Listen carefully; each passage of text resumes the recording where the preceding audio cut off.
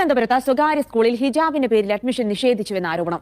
Mukkolakkal saint Thomas central സ്കൂളിൽ ഹിജാബ് ധരിച്ച വിദ്യാർത്ഥികൾക്ക് അഡ്മിഷൻ നൽകാനാകില്ലെന്ന് പറഞ്ഞെന്നാണ് മാതാപിതാക്കളുടെ ആരോപണം. എന്നാൽ സ്കൂളിൽ പുതുതായി യൂണിഫോം ഏർപ്പെടുത്തിയ നിബന്ധനകൾ പാലിക്കണമെന്നാവശ്യപ്പെടുകയാണ് ചെയ്തതെന്നാണ് സ്കൂൾ അധികൃതരുടെ വിശദീകരണം.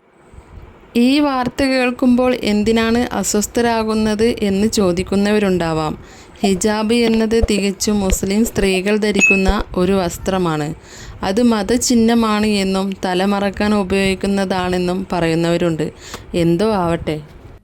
മാർത്തോമ ചർച്ച് എഡ്യൂക്കേഷണൽ സൊസൈറ്റിയുടെ കീഴിൽ പ്രവർത്തിക്കുന്ന തിരുവനന്തപുരം മുക്കോലയിലെ സെന്റ് തോമസ് സെൻട്രൽ സ്കൂളിലാണ് സംഭവം. +1 മാനേജ്മെന്റ് സീറ്റിലേക്ക് വട്ടിയൂർക്കാവ് സ്വദേശികളായ 2 വിദ്യാർത്ഥികൾ അപേക്ഷ സമർപ്പിച്ചിരുന്നു. എന്നാൽ അഡ്മിഷൻ നൽകുന്നതിന്റെ അവസാന ഘട്ടത്തിൽ ഹിജാബ് ധരിച്ച് സ്കൂളിൽ എത്താനാകില്ലെന്ന് പ്രിൻസിപ്പൽ പറഞ്ഞെന്നാണ് പിതാവിന്റെ ആരോപണം. ആദ്യം തന്നെ അത് തരാമെന്ന് പറയുമ്പോൾ തന്നെ അവരൊരു കണ്ടീഷൻ പ്രിൻസിപ്പാൾ പറയുകയാണ്, ഈ ഹിജാബ് തലയിലൊരു സ്കാർഫ് കെട്ടിയിരിക്കും, ഹിജാബിൽ അത് നിർബന്ധമാണ്. അത് എന്ത് നിർബന്ധമാണ്? അല്ല, അത് ഒഴിവാക്കണം. ഇക്കാര്യത്തിൽ കുട്ടികളുടെ രക്ഷകർത്താക്കളും പ്രിൻസിപ്പലും തമ്മിലുള്ള സംഭാഷണവും കുടുംബം പുറത്തുവിട്ടു.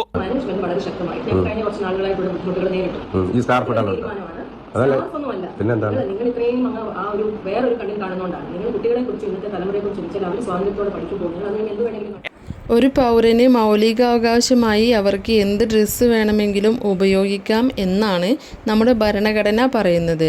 ആ അവകാശം വെച്ച് വസ്ത്രം ശരീരത്തിൽ കുറച്ചവരും കൂട്ടിയവരും നമുക്കിടയിലുണ്ട്.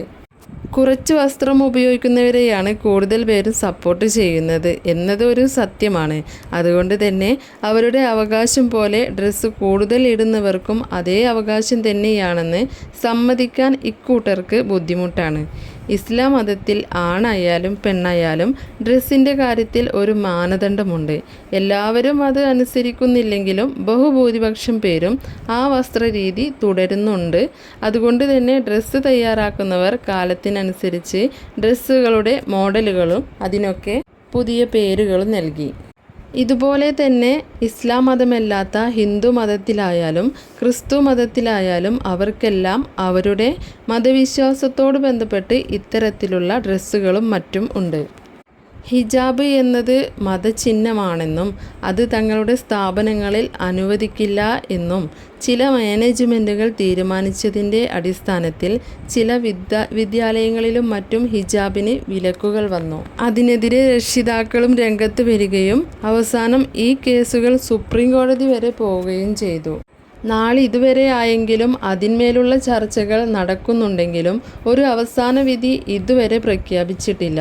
പണ്ട് കാലത്ത് വിവിധ മതത്തിലുള്ള കുട്ടികൾ തൻ്റെ വിശ്വാസമനുസരിച്ച് ഇത്തരം കാര്യങ്ങൾ പഠിക്കുന്ന സ്ഥാപനങ്ങളിൽ ഉപയോഗിച്ചിരുന്നെങ്കിലും അതൊരു മതവിഭാഗത്തിൻ്റേതാണെന്ന് ഒരാളും പറയുകയോ തടയുകയോ ചെയ്തിരുന്നില്ല. എന്നാൽ ഇന്ന് ഹിജാബ് മാത്രം എന്തോ ഒരു വലിയ തെറ്റായ സംഭവമാണെന്ന തരത്തിലുള്ള പ്രചരണമാണ് നടത്തിക്കൊണ്ടിരിക്കുന്നത്. അതുകൊണ്ട് തന്നെ അതിന്മേലുള്ള സംഘർഷങ്ങളും ആക്രമണങ്ങളും പലയിടത്തും നാം കാണുന്നു. ചില വിദ്യാലയങ്ങളിൽ അത് നിരോധിക്കുകയും ചെയ്യുന്നുണ്ട്. ഇനി രക്ഷിതാക്കളോട് പറയട്ടെ, ഇന്ന് വിദ്യാഭ്യാസ സ്ഥാപനങ്ങൾ നടത്തുന്നത് പല മാനേജ്മെൻറ്റുകളാണ്. അതുകൊണ്ട് തന്നെ അവരുടേതായ ഡ്രസ്സ് കോഡുകളും യൂണിഫോമുകളും ഉണ്ടാവും. അതെല്ലാം അംഗീകരിക്കുന്നവർക്ക് മാത്രമാണ് അത്തരം സ്ഥാപനങ്ങളിൽ അഡ്മിഷൻ കിട്ടുകയുള്ളൂ. അതുകൊണ്ട് തന്നെ അവിടെ പോയി നിങ്ങളുടെ തീരുമാനം മാറ്റണമെന്ന് എന്തിനാണ് പറയുന്നത്, തർക്കിക്കുന്നത്?